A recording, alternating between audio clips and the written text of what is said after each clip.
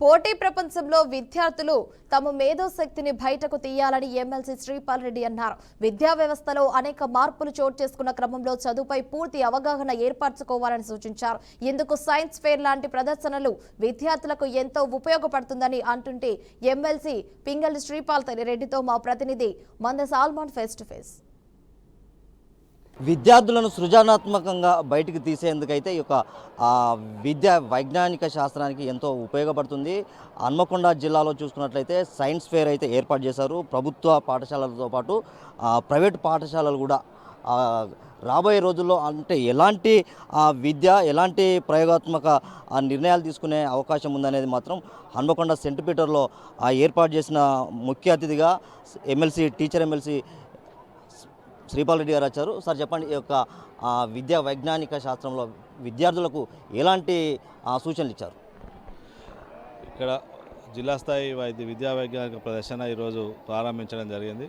ముఖ్యంగా ఇక్కడ మరి యువ శాస్త్రవేత్తలుగా భావించబడే విద్యార్థులు వాళ్ళలో ఉన్న సృజనాత్మక ఆలోచనలను మరి ఒక కేంద్రంగా, ఎందుకంటే ఆ జిల్లా స్థాయిలో ఉన్నటువంటి వివిధ పాఠశాలల్లో వచ్చినటువంటి మరి మంచి ఎగ్జిబిట్స్ అన్నీ కూడా ఇక్కడికి తీసుకొచ్చి ఇక్కడ ఈ ఎగ్జిబిట్స్ను అందరి విద్యార్థుల మధ్య ఉంచడం ప్రదర్శన, మరి అందరి విద్యార్థులకు కూడా వారి ఆలోచనలు షేర్ చేసుకునే విధంగా ఒక ప్రదర్శన అయితే ఏర్పాటు చేయడం జరిగింది.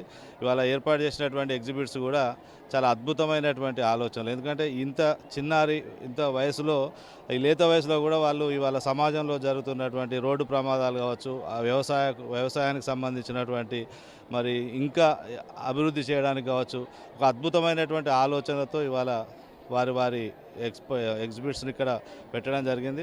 నిజంగా కూడా వీరిని మరింత ప్రోత్సహిస్తే ఆయా రంగాల్లో మరి ఖచ్చితంగా వీళ్ళు రేపటి రోజున భారతదేశాన్ని మరి ప్రపంచంలోనే అగ్రగామి దేశంగా ఉంచడానికి తగినన్ని మానవ వనరులు మన తెలంగాణ రాష్ట్రంలో ముఖ్యంగా ఈ వరంగల్ జిల్లాలో ఉన్నాయనే భావన నాకు ఈ ఎగ్జిబిషన్ ద్వారా నాకు కలిగింది.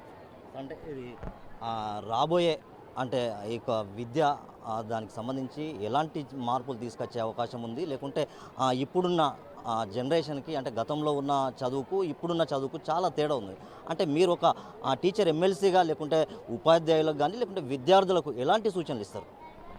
ముఖ్యంగా ఒకటే, మనము పుస్తకాల్లో ఉన్నటువంటి విషయాలను బట్టి పరీక్ష రాయడం అనే మూస పద్ధతి కాకుండా ఇవాళ కొత్త ఆలోచనలను కలిగించే విధంగా విద్యా విధానం ఆల్రెడీ మార్పు దిశలో ఉన్నది. కాబట్టి విద్యార్థులు కూడా కొత్తగా ఆలోచించడం మొదలుపెట్టాలి. తమకు ఏదైతే అభిరుచి ఉందో ఆ సబ్జెక్టులపైనే చదువుకోవడం, మరి ఆ విధంగా ఆప్షనల్స్ ఇచ్చే విధంగా కూడా రేపు రాష్ట్ర ప్రభుత్వం కొత్త విద్యా విధానం ప్రవేశపెట్టబోతూ ఉన్నది.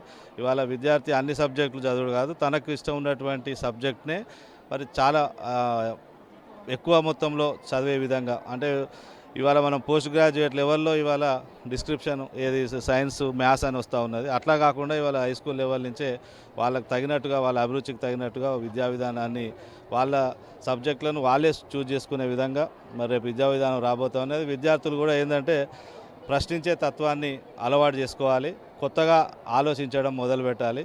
ప్రతి విషయంలో కూడా ఇది ఏం జరుగుతుంది, ఎందుకు జరుగుతుంది, ఎలా జరుగుతుంది అనే విషయాలను మరి నేర్చుకోవడానికి, స్వయంగా అభ్యసించడానికి ఉపాధ్యాయుల ద్వారా సలహాలు తీసుకుంటూ మరి ముందుకు పోవాలని నేను సూచించడం జరిగింది. అంటే ఈ యొక్క ఎగ్జిట్ దీనికి సంబంధించి ఎంతమంది వారికి అంటే బహుమతులు ఇచ్చే అవకాశం ఉంది, లేకుంటే ఎన్ని టీంలను మీరు గుర్తించే అవకాశం ఏమైనా ఉందా? సార్, 93 ఎగ్జిబిట్స్ వచ్చినాయని చెప్పి డిఓ గారు చెప్పడం జరిగింది. లాస్ట్ ఇయర్ 12 ఎగ్జిబిట్స్ స్టేట్ లెవెల్కి, 1 నేషనల్కి వెళ్ళడం జరిగింది. ఈసారి మరి ఇక్కడ ఉన్నటువంటి ప్రదర్శనలు గత సంవత్సరం కన్నా కూడా అధికంగా ఎగ్జిబిట్స్ ఇవాళ స్టేట్ లెవెల్కి ఎంపికయ్యే అవకాశం ఉందని మాత్రం తెలుస్తూ ఉన్నది. జాతీయ స్థాయిలో కూడా గత సంవత్సరం కన్నా ఎక్కువగా ఈసారి జాతీయ స్థాయిలో కూడా మరి ఎగ్జిబిట్స్ ఎంపికయ్యే అవకాశం మాత్రం తప్పకుండా ఉన్నది. మనం చూసుకున్నట్లయితే ఈ యొక్క జిల్లా స్థాయి విద్యా వైజ్ఞానిక శాస్త్రంలో అనేక మార్పులు వచ్చే అవకాశం అయితే ఉంది. రాబోయే రోజులు అంటే గతంలో చూసుకున్న విద్యకు ఇప్పుడున్న విద్యకు చాలా తేడాలు ఉన్నాయి. అనేక మార్పులు తీసుకొచ్చి విద్యార్థులను చైతన్యవంతులుగా తీర్చిదిద్దేందుకైతే ఉపాధ్యాయ సంఘాలు కానీ లేకుంటే ప్రభుత్వం కూడా అన్ని ఏర్పాట్లు అయితే చేస్తుందని చెప్పారు.